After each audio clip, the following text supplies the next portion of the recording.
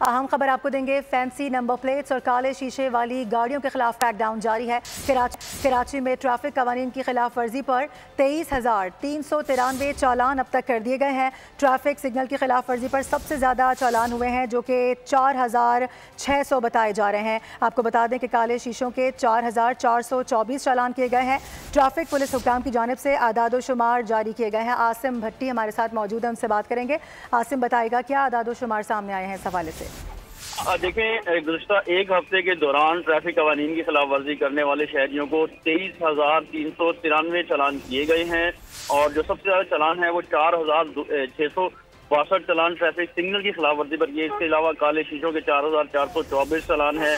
Fancy number plate के 2,369 चालान किए गए हैं। पुलिस की लाइट्स या उसके मुशाबत रखने वाली जो लाइट्स होती हैं उनको लगाने पर 133, 2,714 चालान जो वन वे की खिलाफ वर्जी पर किए गए। स्टॉप लाइन की पाबंदी न करने पर 475 चालान किए। गफलत और लापरवाही से गाड़ी चलाने वालों के जो अपराध हैं उनके एक। जी ठीक है, आसिम भट्टी इस हवाले से आगाह कर रहे थे, बहुत शुक्रिया आपका।